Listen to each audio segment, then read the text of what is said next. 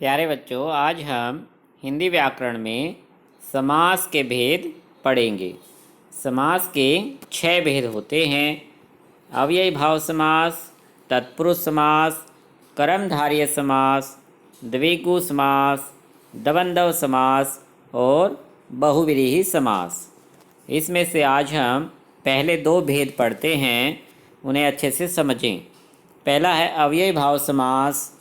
जिस समास का पहला पद अव्यय होता है। अव्यय का मतलब है कि ऐसा शब्द जिस पर लिंग वचन कारक का प्रभाव नहीं पड़ता, यानी जो अपना रूप नहीं बदलते, उन्हें अव्यय शब्द कहते हैं।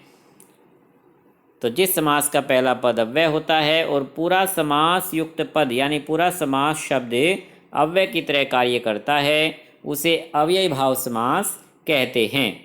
जैसे यथाशक्ति, शक्ति के अनुसार। इसमें बच्चों पहला पद है शक्ति।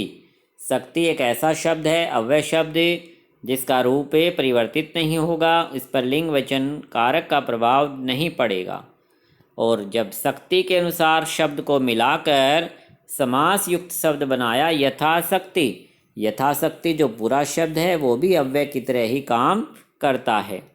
जीवन भर, आजीवन, हर दिन, प्रतिदिन, बिना जाने, अनजान। इस तरह से आपको इन सभी उदाहरणों को याद करना है कि किस तरह से समास शब्द बनाए जाते हैं।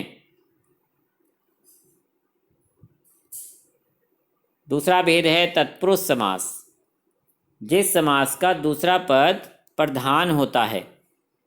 अव्ययी भाव समास में आप एक बात और याद रखना कि अव्ययी भाव समास का पहला पद अव्यय का काम भी करता है और प्रधान यानी मुख्य भी होता है, जबकि तत्पुरुष समास का दूसरा पद प्रधान होता है, उसे तत्पुरुष समास कहते हैं।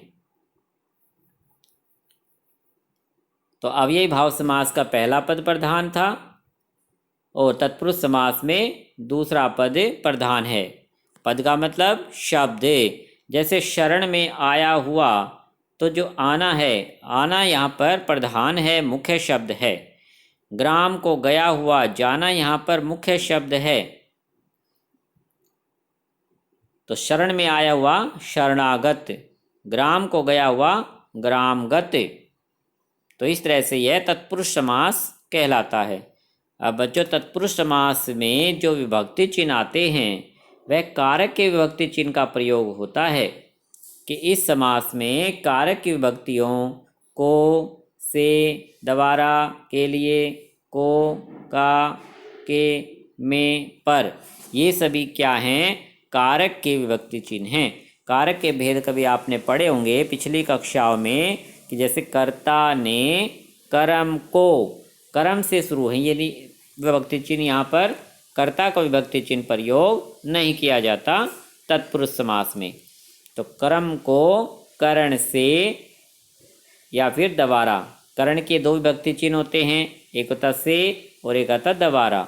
कर्ता ने उसको छोड़ दिया, कर्म को करण से या द्वारा, संप्रदान के लिए या को, संप्रदान के भी 2 विभक्ति चिन्ह हैं, के लिए या को। अपादान से, संबंध का के, अधिकरण में पर, ये सभी कारक के विभक्ति चिन्ह हैं। इसलिए बच्चों तत्पुरुष समास के 6 भेद अलग से हैं कि तत्पुरुष समास को भी 6 भागों में बांटा गया है कारक के नाम के हिसाब से कि कर्म तत्पुरुष, करण तत्पुरुष, संप्रदान तत्पुरुष, अपादान तत्पुरुष, संबंध तत्पुरुष और अधिकरण तत्पुरुष समास। क्योंकि बच्चों जब इनका समास शब्द बनाया जाता है तो इन कारक की विभक्ति का लोप हो जाता है। जैसे कर्म तत्पुरुष समास कि स्वर्ग को गया हुआ, स्वर्गगत, इसमें को विभक्ति चिन्ह देख सकते हैं। सर्व को प्रिय, यश को प्राप्त, सभी में को विभक्ति चिन्ह है और जब उसको हटाते हैं तो समास शब्द बनता है सर्वप्रिय, यश प्राप्त। गगन को चूमने वाला, गगनचुम्बी। तो ये कर्म तत्पुरुष समास के उदाहरण हैं। करण तत्पुरुष समास में क्या है? से या फिर द्वारा। और इस से या द्वारा का मतलब क्या होता है? साधन। कि रेखा से अंकित, हाथ से लिखित। तो हाथ यहाँ क्या काम करता है? लिखने का साधन है। तो से तत्पुरुष समास कर्ण तत्पुरुष समास कहेंगे। तो आपको ये सभी उदाहरण याद करने हैं। इनको बार बार पढ़ने से ही याद होंगे कि हाथ से लिखित, हस्तलिखित, अकाल से पीड़ित, अकाल पीड़ित। इसके बाद है संप्रदान तत्पुरुष समास। संप्रदान का विभक्ति चिन्ह है के लिए। जब इन समास का विग्रह करते हैं तो के लिए विभक्ति चिन्ह आता है। समास शब्द बनाते समय इस विभक्ति चिन्ह का लोप हो जाता है। हवन के लिए सामग्री, हवन सामग्री। इस तरह से आपको सभी उदाहरण याद करने हैं। संप्रदान के बाद है अपादान तत्पुरुष समास। अपादान की विभक्ति से का लोप। कर्ण का भी से था विभक्ति चिन्ह और अपादान का भी से है। ये अंतर क्या है दोनों में? वहाँ से का अर्थ है साधन, क्रिया करने का साधन, और यहाँ से का अर्थ है अलग होना। जैसे देश से निकाला, यानी देश से किसी को जब निकालेंगे तो वह देश से क्या हो जाएगा? अलग हो जाएगा। तो इससे का अर्थ क्या है? अलग होना। तो यहाँ अपादान तत्पुरुष समास है। देश से निकाला, देश निकाला। धन से हीन, यानी कोई धन से अलग हो जाए, किसी के पास धन ना रहे तो वह धन से हीन हो गया, तो धनहीन। ऋण से मुक्त, कोई ऋण से मुक्त हो जाता है तो ऋण का बोझ उसके सिर से अलग हो जाता है, तो ऋण मुक्त अपादान तत्पुरुष समास है। अगला संबंध तत्पुरुष समास कि संबंध कारक की विभक्ति का, के या की का लोप हो जाना। जैसे राजा का पुत्र, राजा का पुत्र के साथ संबंध है राजपुत्र। घोड़ों की दौड़, घुड़दौड़। सेना का पति, सेनापति। तो इस तरह से आपको सभी उदाहरण याद करने हैं।